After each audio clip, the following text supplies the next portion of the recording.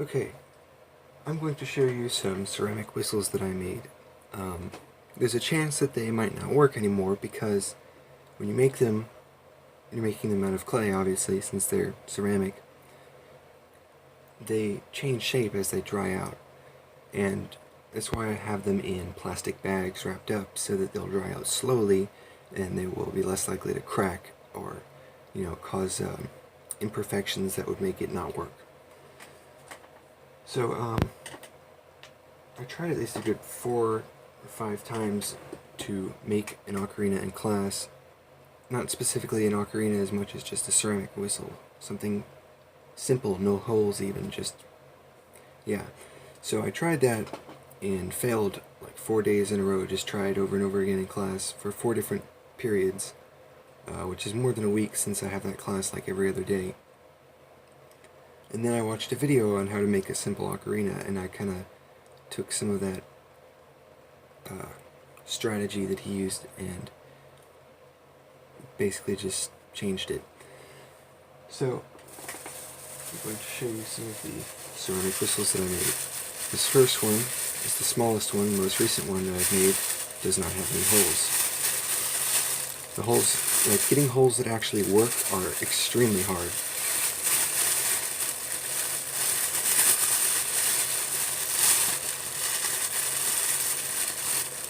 And here it is.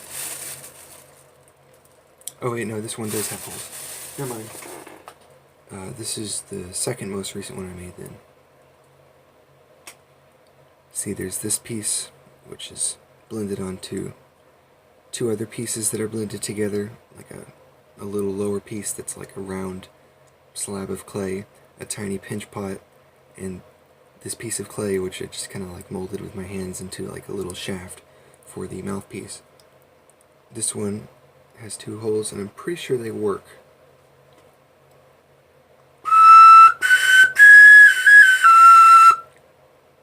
So yeah, it's still drying, so if I blow into it too much, it will change the shape, and I could like squeeze it and like basically ruin it.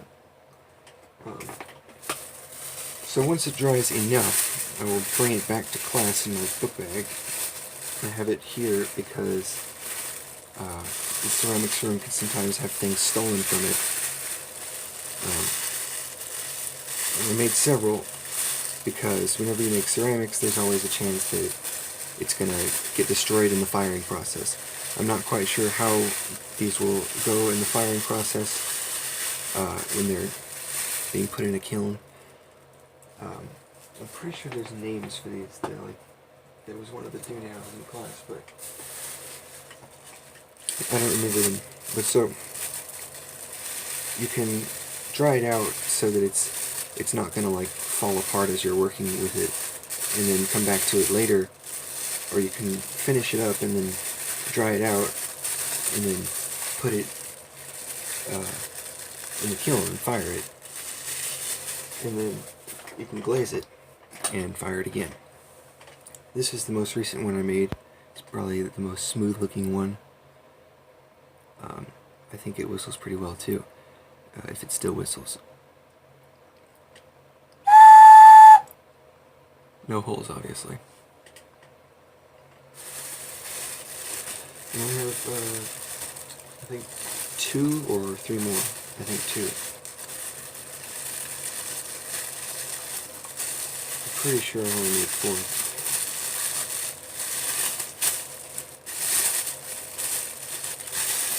So yeah, this has to be wrapped up carefully so that nothing is like pressing on any of those thin pieces like that fold where the air is split. I think it's called the bevel or something like that. This is the second one I made. This one I tried to, like it was the first one, not the first one I tried to make a hole with, but obviously the hole didn't really work very well. It doesn't work as a hole. But if I stick my finger in it, it's made in such a way that I can slide my finger out, kind of. Yeah, so it's kind of like a slide whistle. All of these are still wet clay. Like I could put a little bit of water on them and get them working again. I mean, get them, like, moldable again, like clay.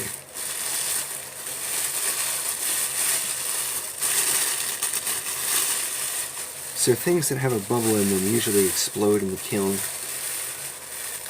Any, like, pockets of air, things like that, they don't do well in the kiln. Here's the first one I made, which I probably did the most aesthetic work on, but it doesn't sound very nice. It's only got one hole, but it looks very nice. First of all, it's got a very nice looking thing there. I forget exactly what it's called. It's got my name on it and like ocarina and all that kind of stuff. And it looks like a turtle.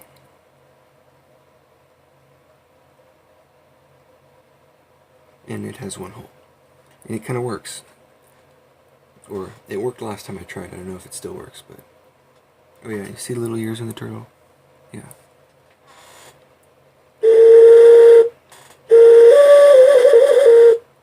Yeah. So these are very simple kind of things. They aren't... You know, I can't play something on this. They're, as far as I know, they're not like playing any note. I didn't try to make them in tune or anything like that. They're just, you know, making a ceramic whistle. So I basically went from making a clay pot, like a 6-inch coil pot, to making ceramic whistles in ceramics class by taking a little bit of advice from someone on a YouTube video. So yeah, those are my ocarinas. The ones that I've made. At some point I plan to bring them back to class and maybe glaze them, maybe not, but definitely get them fired so that they will no longer be like, you know, you can just squeeze it and destroy it. Of course, once you fire the clay, it then acts like glass when you drop it, kind of. So yeah, this is my full ocarina here. My hands are probably a little bit dirty from that clay. But I can play things on this, obviously.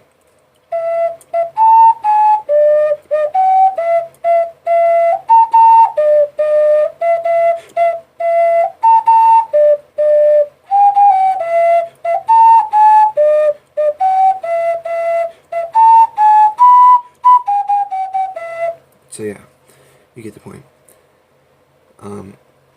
This is obviously styled to be after something in a video game, but this is the kind of thing that, like, there's not a flat bottom like on the other ocarinas I was making. And the holes seem like they're in a very specific placement. Something that maybe affects how it plays. And so, it'd be nice to be able to make one of those in class, but that is something that is very difficult to make, and if I wanted to make one that was actually in tune and playable, I would have to use a mold or something.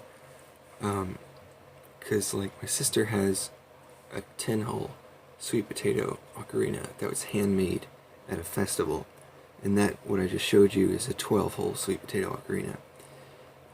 Sweet potato is just the style. I think it's the colloquial name of it or whatever. So yeah, mainly that and that 10-hole thing, and things like this are ocarinas. In fact, my ceramics teacher gave me this, both of these. She was just like, "Oh, I see you're making ocarinas in class, and I had 2 lying around my house that I never use, so I'll just give them to you." And I was like, "Oh my gosh, thank you." And she pulled them out of her lunchbox, and they still smell like banana bread. And the chain links, like the inside of this is plastic, but all this is made of ceramic material. You can tell because some of it is broken at the bottom. I didn't break it, but, you know, this connects together. I can actually wear it. It's a pendant ocarina, and it works. It has 6 holes.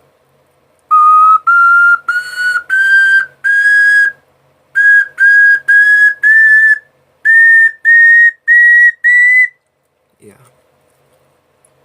So, the other one also has 6 holes, slightly different pitch. Those are ocarinas. They're not sweet potato ocarinas, though. It's different kind, pendant ocarina is pretty much what they're referred to as. They might have another name. Here's a larger pendant ocarina. It has the same number of holes, but obviously it's bigger. And this is in a different place, these things.